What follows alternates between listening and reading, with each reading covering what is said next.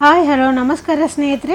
ಇವತ್ತು ಕೃಷ್ಣನಿಗೆ ಪ್ರಿಯವಾದ ಬೆಣ್ಣೆ ಮುರುಕುಳು ಮಾಡ್ತಾ ಇದ್ದೇನೆ. ಮೊದಲಿಗೆ 1 ಕಪ್ಪಿನಷ್ಟು ಉದ್ದಿನ ಬೇಳೆ ತೆಗೆದುಕೊಂಡಿದ್ದೇನೆ. ಇವಾಗ ಇದನ್ನು ಚೆನ್ನಾಗಿ ಹುರ್ಕೊಳ್ಬೇಕು.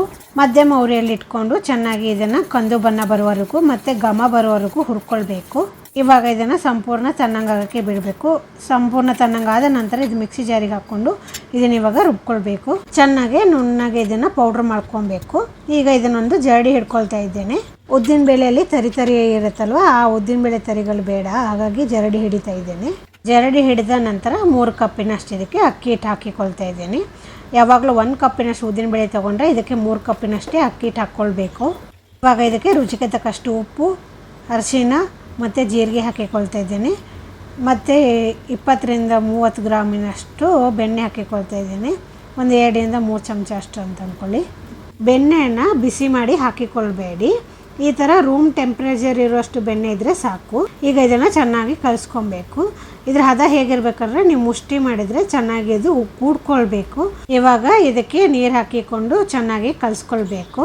ನೀರು ಎಷ್ಟು ಬೇಕೋ ಅಷ್ಟು ಹಾಕ್ಕೊಂಡು ಚೆನ್ನಾಗಿ ನಾದಬೇಕು. ಈ ಥರ ಎಲ್ಲನೂ ಕೂಡ್ಕೊಳ್ಬೇಕು. ಅಲ್ಲಿವರೆಗೂ ಇದನ್ನು ಚೆನ್ನಾಗಿ ನಾದ್ಕೊಬೇಕು. ಚಕ್ಲಿ ಹಿಟ್ಟಿನ ಹದವರೆಗೂ ಚೆನ್ನಾಗಿ ಇದನ್ನು ಕಲಿಸ್ಕೊಂಡು ಅರ್ಧ ಗಂಟೆ ನೆನೆಗೆ ಬಿಡ್ತೇನೆ. ಎಣ್ಣೆ ಕಾಯಲ್ಲಿ ಇಟ್ಟಿದ್ದೇನೆ. ಈಗ ಚಕ್ಲಿ ಅಚ್ಚಿಗೆ ಎಣ್ಣೆ ಸವರ್ಕೊಳ್ಬೇಕು. ಅರ್ಧ ಗಂಟೆ ನೆಂದಿದೆ. ಇವಾಗ ಇದನ್ನು ಚೆನ್ನಾಗಿ ನಾದ್ಕೊಳ್ಬೇಕು. ಚೆನ್ನಾಗಿ ನಾದ್ಕೊಂಡ್ಮೇಲೆ ಒಂದು ದೊಡ್ಡ ಉಂಡೆ ಮಾಡ್ಕೊಳ್ತಾ ಇದ್ದೇನೆ. ಇದನ್ನು ಇವಾಗ ಚಕ್ರಿ ಬಾರ್ಲಿಗೆ ಹಾಕಿ ಇದನ್ನು ಇವಾಗ ತಿರ್ಸ್ಕೊಳ್ತಾ ಇದ್ದೇನೆ.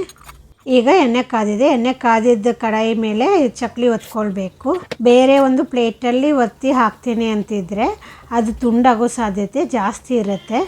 ಒಂದು ಕಡೆ ಚೆನ್ನಾಗಿ ಇದು ಬಬಲ್ಸ್ ಕಮ್ಮಿ ಆಗೋವರೆಗೂ ಕಾಯಿಸಬೇಕು. ದೊಡ್ಡ ಉರಿಯಲ್ಲಿ ಕಾಯಿಸ್ಕೊಳ್ಬೇಕು. ತದನಂತರ ಮಗ್ಚಿ ಹಾಕಿದ ನಂತರ ಸಣ್ಣ ಉರಿಯಲ್ಲಿ ಕಾಯಿಸ್ಕೊಳ್ಬೇಕು.